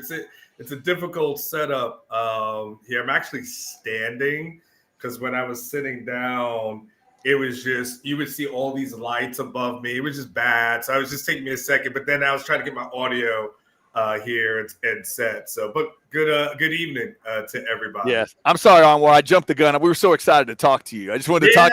No. 52 points, and Yeah. So, well, I'm sure you guys already know by now. Sark says he anticipates Anthony Hill being back next week, right? And he also said that they've escaped this game without any injuries. So they feels like you'll be really healthy heading into obviously this game within the next few weeks. And I'll start by saying, I think this was a game where he talked a lot about Arch and how well Arch has played and really kind of the maturation is an interesting example that he said that someone brought up a point about Arch maybe being a little bit more vocal on the sidelines like last week and kind of telling people what they needed during that loss. And he said, actually, that's something that he had been wanting Arch to do earlier in the year. But Arch was this guy that felt like he couldn't really say a lot until his play was at a higher level and playing better. And so now that he's playing better, he's feeling more comfortable, kind of, being more of that vocal leader and emerging into that. But I mean, he talked about how well Arch played today, which we know he did. We can have tons of conversations about that. But he thought, he liked Arch's hands as well, because Arch can catch the ball. But he just thought that, Arch has been making plays with his arms, legs, and just really emerging into the leader that he thought. He said, what did he say? He said something when we were on the sideline about just he's able to call plays, and I got to get the exact stuff, but he's able to call more plays now for Arch than he maybe was able to do previously. Not throwing Quinn under the bus, but letting him know, like, hey, he's actually able to expand his playbook because of Arch's athleticism and his versatility. So he started with that. Not once he started that, we talked about that. Receivers being more explosive in this game, that obviously came up, and you were able to see that. So he's been really happy about what those receivers were able to really, be able to do. I'm trying to see if I could find that portion of his quote. But he did talk about them, Arch having a good rapport with those receivers, and then basically them eliminating the drops, running better routes. And so, he was really happy that they were able to bounce back and have that maturity in the room. And obviously what DeAndre Moore did today, Wingo, you can just go down the list. So he said he was really happy for them and how those guys responded. Let me see. I don't remember there being a ton of defensive questions. I do remember something about the defense. Again, I'm just going through my notes here. He said, it's weird. He said he thought our defense did a really good job of defending the end zone and forcing field goals, which is kind of odd because I think Arkansas scored every time they were in the red zone. They were 5 for 5. So not quite sure about that one. Maybe talking about the just early forcing of field goals. Maybe those didn't go into the red zone. Yeah, about as relates to that. But yeah, it's probably early on as far as that is concerned, and that probably ends up being a difference in the game. Being able to do things to create the turnover. He mentioned that one as well. And then he said, he basically said we survived it defensively without Anthony Hill, but they'll be able to get him back next week. And then, of course, he also talked about, obviously A&M, but them being a really good team coming in here. And, he didn't really want to engage in the whole playoff kind of conversation and what that may or may not entail. Just mainly kind of putting most of his focus on knowing that they've got a really, really good A&M team that's coming in here. I feel like today was a little bit shorter than usual for him. I don't know if he just felt like, man, I gotta get to these recruits. I'm just gonna knock this thing out here really quickly. But overall, he does feel like they're playing really good football. He did mention a little bit, but he did feel like they're playing really good football, right now. And then he said, but they have to just worry about controlling what they control, which is obviously A&M next week, within the next few days. Real quick, Anwar, there's a super chat here with a question for you. So let me throw this in real quick. $9.99 from Barb's10 says, I take the blame for last week. I show up at TCH and we put up a 50 spot. Yes, Barb's10. Now you'll get blamed for the Georgia loss even more. Great hang, Chad and Jason. How was the atmosphere, Unc? Anwar, fans got to enjoy a 4-quarter, 52-point kind of game. What was DKR like today? It's interesting. I actually went out of the press box during the game at one point to kind of watch it out there for a second, because it's so crowded. It's like sitting in a damn airplane right now in that damn press box, right? It's so compact, Right. And so I was like, man, I just need to get some space. And so the environment was a good environment. I thought it was but it was kind of. It was good when things were going well for Texas, obviously, and Arkansas doesn't have a damn DB that can cover worth a damn, so that part is really damn good. But then, of course, it seemed like that part, everyone would be excited, and then Arkansas would just march down the field, and then it just kind of get quiet again. So it was kind of back and forth, I would say. I would say a typical Texas home crowd. Nothing out of the ordinary, Barnes. Gotcha. Yeah, if you don't know how your receivers act in space, play Arkansas. You'll find out. They will provide you space. They really like to give you your own area to They're like, hey, would you like 3 to 4 yards just to do your thing? There are a couple times where the ball we'll fall back a little bit. Like the ball's in the air, and you're like, okay, get there, right. get there, and they still didn't get. Arkansas still didn't get there. There's no way. Their DB, whoever their DB coach is, like, look, anything that's less than 4.6 or so, we don't really want. Give us that 4.7 guy. Like that's our type. That's our sweet spot right there. Not to take too much away from the Texas receivers, but my God, this Arkansas DBs. And Arkansas had actually. That's the thing. If Arkansas actually has a decent defense, it's probably a better team. They probably put up more wins. That offense is not bad. Their defense is offense. Yeah, there's no doubt. Catch, what you got for Anwar? You got a big takeaway from tonight? Like, yeah, I got a couple. Single biggest one?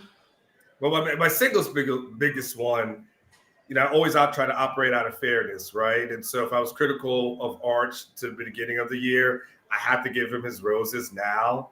I think he's playing tremendous. I think that's the best I've seen him. I believe that you can talk about other games, but I just thought his command. I mean, he finishes with a 212 passer rating. I thought his command of the game was there. Like I felt like that was the Arch that we thought we might see. I think if we see half of that Arch versus Ohio State, Texas wins that game. If I just, so I feel like now Arch is really starting to come into his own.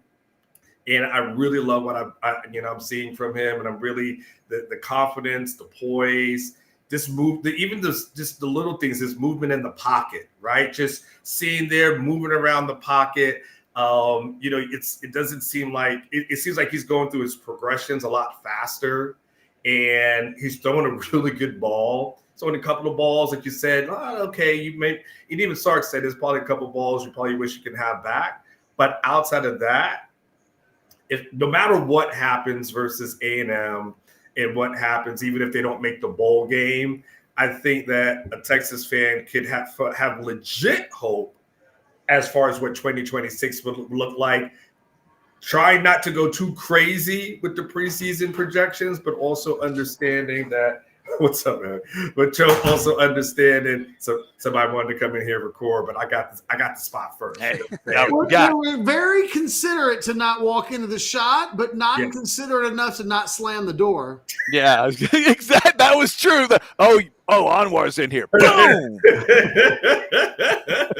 There was not a quick. I think maybe some embarrassment there, right? So I think Arch is looking great.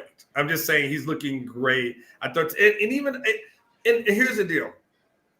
I think it would be easy to say, well, it's Arkansas, but damn it, man, this is the same team that played Kentucky and can barely put up points. So I can't look at a team that's bad like Arkansas and say, well, you're playing a team that doesn't have an SEC win. I'm like, well, they played these other scrubs this year and they didn't look good. So it's the same rules have to apply.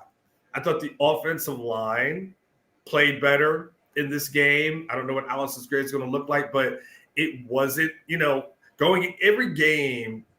I don't say every game. The majority of games this season, we've gone into it, and you said, man, that team can't generate a pass rush, and they look phenomenal. They look like the 85 Bears. And so I was like, all right, well, this is going to be the same thing. It's going to be just like Kentucky. It's going to be just like Georgia was last week. We're going to talk about how Arkansas is not really good on defense. And the next thing you know, they're just killing, they're quit killing Arch. And I thought the offensive line overall from a pass protection standpoint has played extremely, extremely well. I see the dog back there, Catch. Speaking of, we got a break in. Like, I have dogs under my feet right now. Like, it's going down. I literally just had a German Shepherd crawl between my legs. Well, I mean, I got people busted in here. You got That's not even dogs a in euphemism. there, so I mean, there's a lot going on. That's not a metaphor, Chad. Like, Nope, that wasn't even an analogy. He's got a German Shepherd between his legs. I mean, Yeah, being I sick got chihuahua. to say, so offensive line played well. Offensive line, I thought was pretty good. I mean, there's still no run game, and that just is what it is. That run game doesn't exist, and it doesn't look like it's going to happen. But I thought the offensive line, again, you'd have to look at what they did from a run blocking perspective, but I thought they looked well, but. If I had to nitpick something, and I think this is a fair nitpick, Catch. You had one big takeaway. I'm just going to give you three. So my last one will be a nitpick, and I think it's a fair one, which is at the end of the day, this Texas defense over the last 4 games has not really looked that well. They gave up 37 points tonight. They gave up 512 offensive yards, which is just crazy. Over the last 4 games, they've given up an average of 35 points a game. If you want a formula for losing against A&M, repeat this defensive performance. At the end of the day, you get the win, you take it, but this defense cannot be leaky, and this defense is going to have to play a lot better against A&M because A&M is not going to give up those huge massive plays like Arkansas's defense did. So from a nitpick perspective, defense, I want them to see better. 37 points at home is probably not ideal by any stretch of the imagination, but overall, Arch played better, offensive line played better, and I think the defense needs to play better. you know what's funny, Anwar? I'm listening to you talk about the defense, and you're not wrong. It kind of reminds me of the Arch Manning performance against Florida. I kind of want to because the defense is really not good for a quarter and a half. Mm-hmm. And then it's really good for the next quarter and a half. And the game is over. And then the fourth quarter just kind of is what the fourth quarter is. I think they allowed 2 touchdowns and the game was over. They had backups in. I get it. But you're not wrong, right? It's a little bit like talking about Arch against Florida. They lost, and he played okay, but he turned the ball over twice. And it was like you're trying to talk yourself into it wasn't as bad as 37 points might look. And it's still 37 points, so a little bit like it was still 2 turnovers, and they still lost on the road against a team they shouldn't have lost to. What's the opposite of a nitpick? Just a factual observation? I don't know. Let me give you a positive factual observation that right before you came on, we had a question about what do you think about next week? Like this game. What I will say, if you're a Texas fan that's looking for reasons to be optimistic, I would contend Texas has played 2 home games in the last 63 days. It's kind of a crazy stat. For those of you scoring at home, that's 9 fucking weeks. Twice in 9 weeks. In both of the 2 games they've played at home in the last 9 weeks, I would argue we've seen probably in stretches the best football that they play, right? We now, whatever we want to rank the performances, 2 of the 3 best performances that Texas has given this season against both Vanderbilt and now, because I tend to think about Vanderbilt as a first 3 quarters game more than what happened in the fourth quarter game, but that might be my confirmation bias. But coming into tonight, the Vanderbilt game was number 2. And we had a hard time picking, what's the ugliest of, the ugly girls? What's the prettiest? Tonight is probably the 3rd best performance that this team has had all season. The last 2 times they've been at home, they've won, and they've played about as well as they have at any point this season. That would be my optimism going into the A&M game, is that this team at home does score a lot more points. They're a lot more physical. They've just been better, so much so that I think Anwar, they've got a chance next Friday against A&M, as opposed They did give up. What was it, 31 against Vanderbilt at home, though? Yeah, but it was a 34-10 game going to the fourth quarter. And they had dominated a guy that put up 500 yards of total. Like, they made Diego Pavia look like he should quit playing college football. And then today the guy goes for 500-plus yards against a Kentucky team that I don't know what to make of Kentucky. Like, they were good. So then the math is basically San Jose State, UTEP, and Sam Houston State? In terms of what? In terms of playing well at home. Oh, I only count I don't count those other games like San Jose State, UTSA. They played 3 other home games. They don't count. They're not against legitimate competition. But in the last 9 weeks, they played 2 legitimate Power 4 teams at home, Vanderbilt and Arkansas. And it's been probably, I don't know, you could even make a case that pound for pound, it's a better overall performance than we saw against Oklahoma, mainly because the offense scored more than once, scored a touchdown, as opposed to the Oklahoma game. It only got into the end zone once. Without the Ryan Niblett kick return, you kind of wonder what happens in that game. You know, for 3 quarters, Texas flat out dominated Vanderbilt. And I think in the middle 2 quarters of this game, where the game was decided, Texas mostly dominated Arkansas. Look, I don't even know who the hell I'm picking next Friday. I think A&M's a bad matchup for Texas. I'm just saying the opposite of a nitpick, a glowing personal observation that's fact-based. This team, at least in the last couple of weeks, has looked like a team that can be competitive against the number 3 team in the country at home. Whereas, Anwar, if this game were being played in College Station, I don't give a hell. I don't care what the line is. I would take the Aggies. Give me the points, whatever Vegas would allow me to have. I can't trust Texas on the road, but maybe at home we're looking at a team that might be able to be. Yeah, I mean, look, you give them a fighter's chance, right? And you would hope that if this offense, if you hope that if I say offense, passing game. All right, let's just be honest, because I can say offense, but then the run game gets to get in, you know, into the VIP tent where it's like, well, when we did our whole thing, they are not getting it. They are not cutting the line on War. They are not. No. All these other guys are coming in, right? And then the run game, the run is like, oh, we don't know about that. But if the passing game continues to be something that they can use and exploit, then sure, then I would give them that. I still think that the defense, no matter what, the fourth quarter versus Vanderbilt happened. I can say the fourth quarter versus Arkansas happened, but hey, you had some backups in. Well, you had starters in against Vandy. And so that still did happen. So, you still give it up 30 plus at home. And so, but look, A&M's going to come in. They're going to be motivated. They've got a lot to freaking play for, a lot. Texas got a lot to play for. So does A&M. A&M can't afford a loss if they want to go ahead and get to the SEC, conference championship game. So this is big for them. So I think, I'm with you.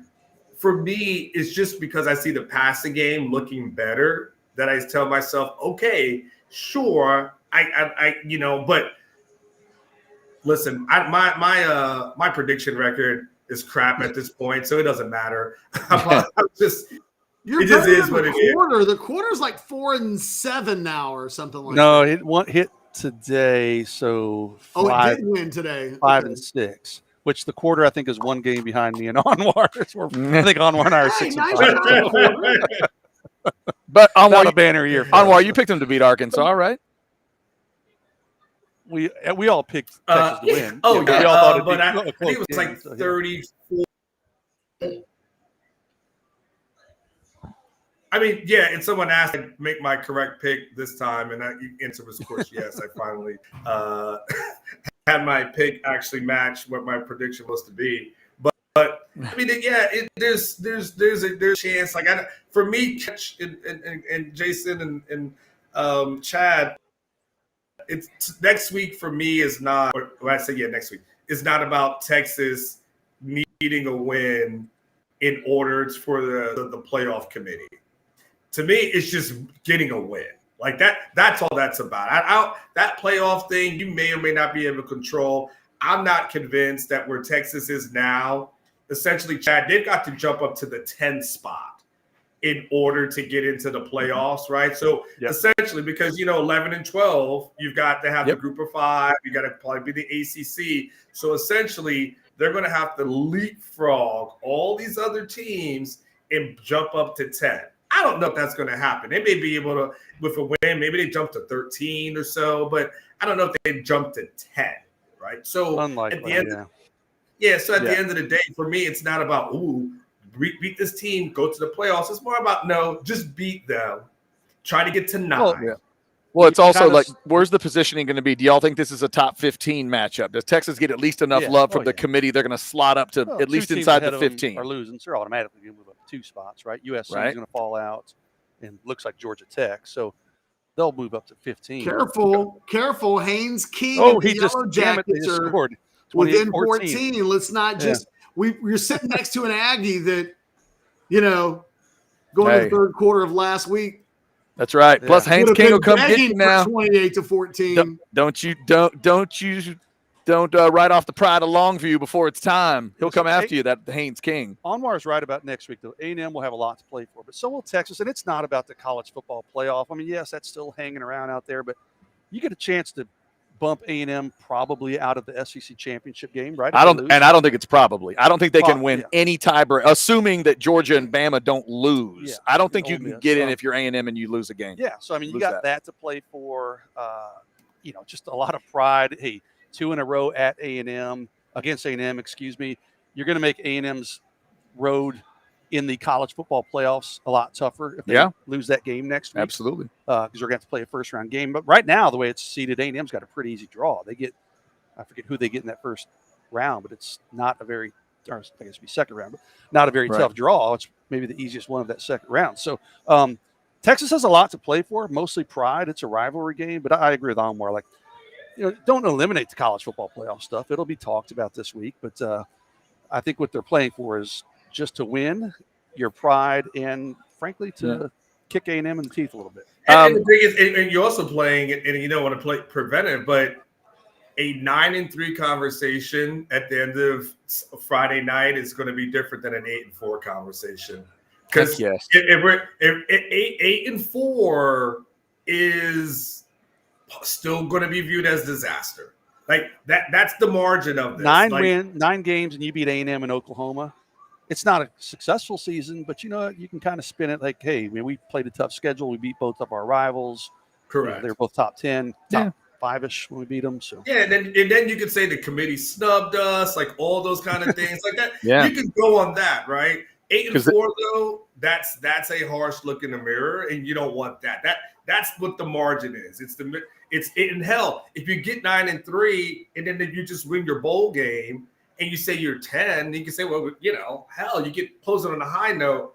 But if you lose on Friday and you're at 8, then they were kind of back, kind of having a big kind of the sobering conversations that we were having after the Georgia game. Yeah, that's fair. Anwar, we've discussed a little bit before you came on about the Ty Anthony Smith targeting call. Any discussion of that with Sark in terms of, was there any comment on that in his post game? And what did you think of the call? It was weird. I felt like there was contact. There was a helmet to helmet thing, but I think did they?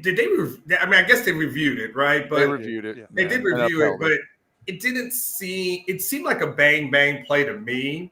I've only got to see the replay like a couple of times, just for the angle where I was sitting.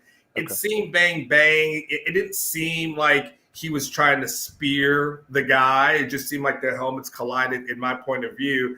But that's for sure why you got to have Anthony Hill back. If Sark says he's going to be back, so be it. Because you can't lose both of those guys. So losing him for a half is probably it's not good. But I didn't think it was. Okay. Yeah, no, I'm with you. I didn't think it was either. It was. Okay. I mean, it was like the way they call the game now. I'm with Kev. Oh, the way they call the game now. Yeah, I'm not surprised. The first thing that happens is your face and your helmet is in someone else's face or helmet, and they're defenseless coming across the middle of the field.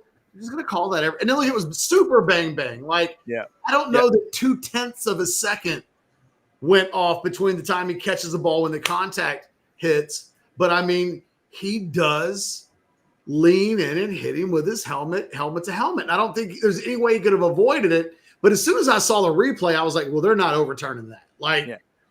So then as we look at those 2 quarters, guys, obviously we found out Anthony Hill's going to be back, according to Sark. That's obviously great news for Texas. Is the simple answer to those 2 quarters just Leona Lafau? You got to hang on as tight as you can for 2 quarters. Is that the plan for that first half? It's not like you're losing a starter. I mean, they're going to probably play more snaps than you would otherwise in the first half. Well, they're like 2 halves of linebackers. Like they're completely different guys. So when Smith is on the field, he's coupled with Anthony Hill. Usually the down and distance looks quite different than it does when Leona Lafau is on the field. So yeah, I don't know. If Hill's back, I think we'll probably see more Trey Moore. He played a lot of snaps today. He did. Yeah. A lot of stuff more not good enough to play every snap. So like they're gonna have to do some things personnel wise. I know he scored a touchdown today, so like good for him, and I'm glad he had that moment, but he's not been good this season.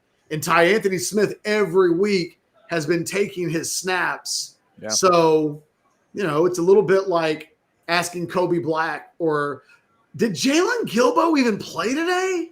Yes. Well, I saw him on special teams at one point. On special teams make a tackle. I saw Jeff Banks pat him on the back on a special teams play. I didn't see him in on a defensive play that I remember. I don't know that I've ever seen a senior at the very end of his senior year get trapdoored on playing time as bad as like he got beat last week for a touchdown and like there's just no coming back. And Cade Phillips paid – I thought, and I know Anwar that it looked like Sark sung his praises a little bit after the game.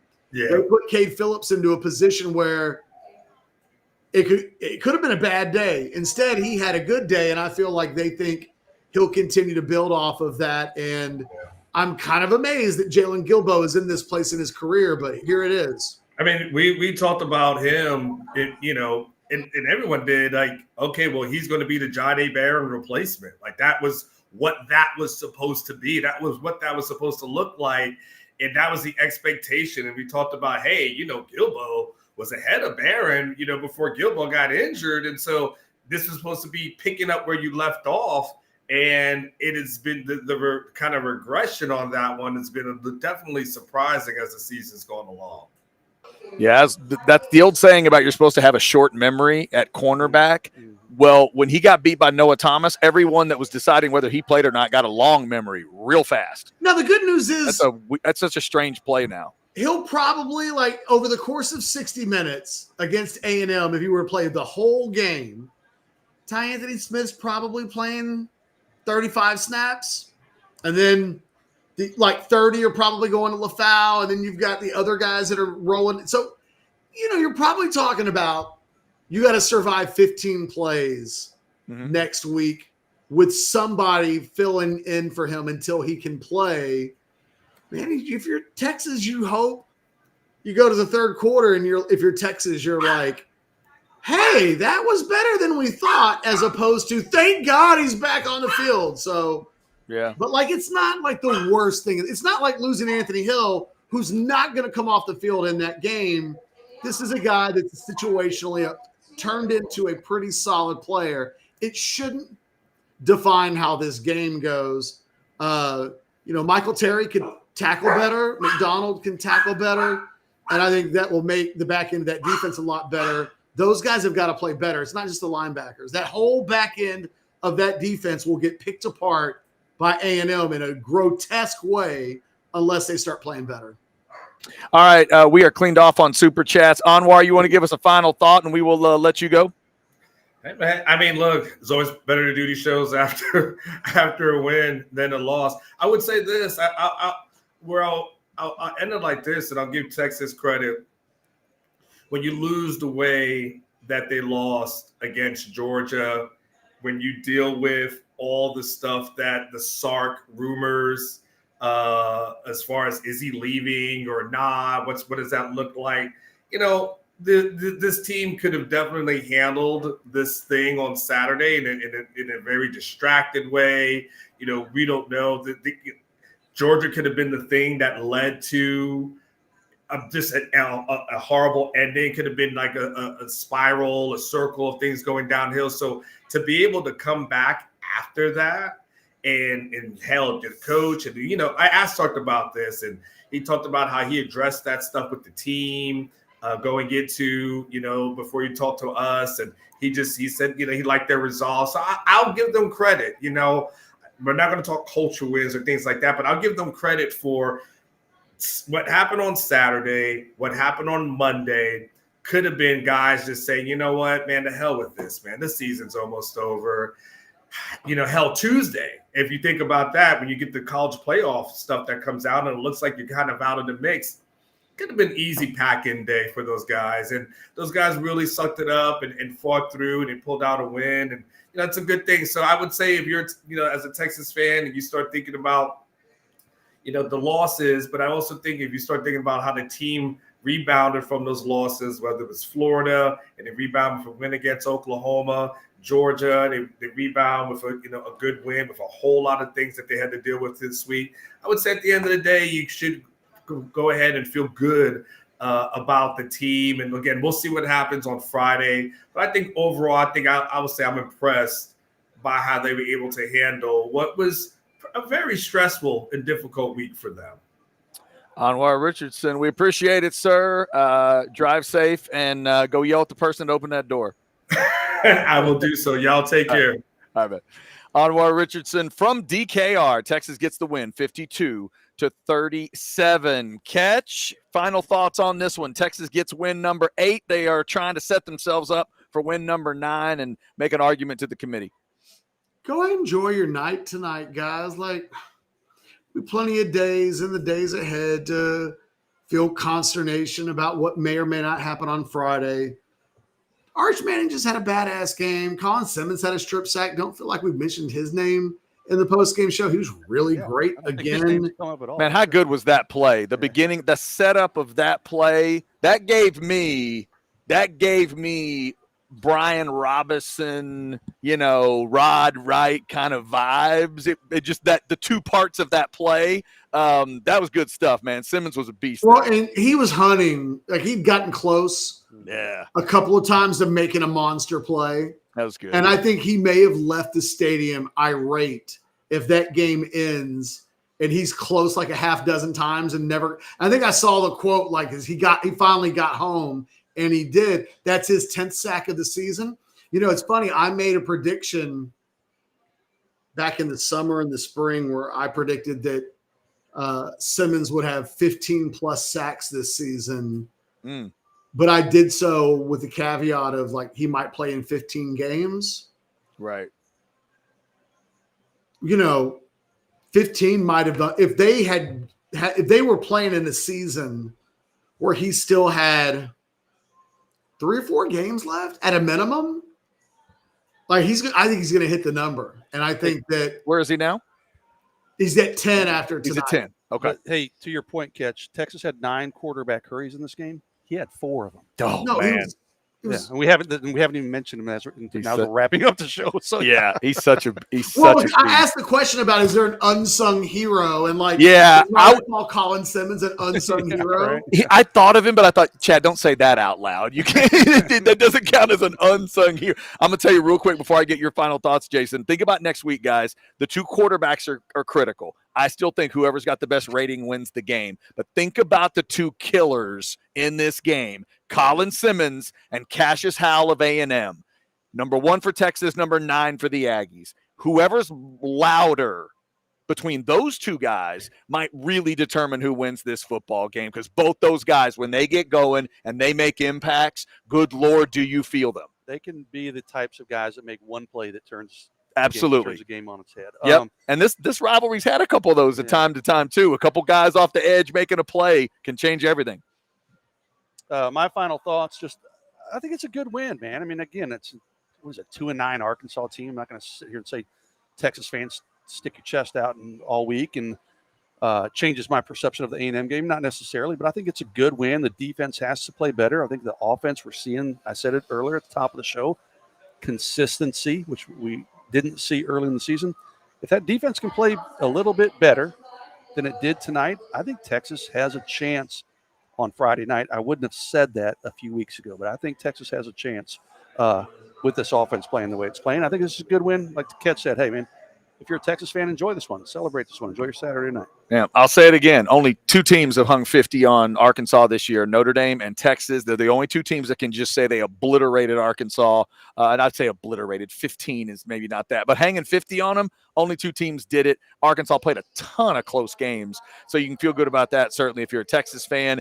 Remember, it's a 6:30 kick for Black Friday. We'll be right back here at TCH Social Austin to watch the game. Come on out and see us. 183 and Anderson Mill. Shout out to all the folks here at TCH Social for giving us another great watch party. That big old screen is fantastic. So if you're looking for a place, you want to get away from your family. And the Philly cheesesteak was good, too, by the way. The Philly cheesesteak was good. I had the meatloaf. They didn't have the pulled pork sandwich this time. I was going to do that. But the food is always excellent. Bad Beat Bacon was great this week once again. Yeah. And if you want to get away from your family after Thanksgiving, they're driving you crazy, come watch the game with us at TCH Social Austin. Ket, you got anything else tonight? I would just say, like, when we start talking about the game next week, let's keep in mind A&M hasn't played anybody in the top half of the SEC all season. I think probably one of the things that's underrated about the game on Saturday or on Friday is that A&M will be playing its most difficult opponent in a couple of months. For better or worse, Texas has played OU. They played Vanderbilt. They played Georgia. They will have seen really good competition, maybe more recently than A&M. It's been a while, and I think that some benefit of the doubt will be given to A&M this week. But they've been a team that's been pushed at times by some pretty average football teams, no different than Texas. So, I don't think it's hopeless for Texas the way that number 3 coming to town should probably feel. Texas wants to play really, really well. This is an A&M team, though, that they haven't played Alabama. They haven't played Georgia. They haven't played Ole Miss. They've won all of the games on their schedule. So you don't discredit them for anything. But it is just a reality that Texas will be the best team they've played since September. And A&M will be the best team that Texas has played in a couple of weeks. And maybe that has no impact on the game. Maybe the Aggies don't have any problems adjusting. Maybe DKR is nothing at all. But, this is a team that can be had. Can Texas, for one of the few times, maybe other than the OU game, the only time this season against a team with a really, really, really strong pulse, can they play 4 quarters of football that would elevate it to the moment of the season? We'll see. But, A&M's nothing to be afraid of. They're a team to be respected. Respect the hell out of them. But they don't really run the ball. They have some. These teams are weirdly mirror each other in a lot of ways. Chad, what's the run game carry next week? You and I, right. Maybe that's for another show, but it does feel like with both of these teams, it may not be about yardage, but did you rush the ball 30 times in a game? And it's weird. I kind of feel you on the quarterback thing. Anyway, we got plenty of time to talk about that game next week. I would just say, Texas fans, don't be pussies for the rest of the night. You're just like that OU game. You're the more talented team that if you play your best and they play their best, you should win that game. Problem is, A&M's been closer to playing its best most of the season, more so than Texas had, but we'll see. This will only be the 4th time in the history of the rivalry that it's a ranked matchup in Austin. Only the 4th time ever in the history of the rivalry. We'll be talking about it throughout the week. Remember, we've got shows Monday, Tuesday, Wednesday, and some Thursday content for you. And obviously, we're right back here at TCH Social Austin for the watch party and this post game next Friday. So everybody have a good start to your Thanksgiving week. Travel safe and all that. Keep it right here. Orange Bloods Live. Like, subscribe, get your notifications. And remember that QR code in the upper left. That gets you hooked up to orangebloods.com for the very latest as we get closer to House Divided next Friday night. Thanks again for checking us out on the post-game show. Y'all have a good Sunday. Longhorns get win number 8 and hang 52 on our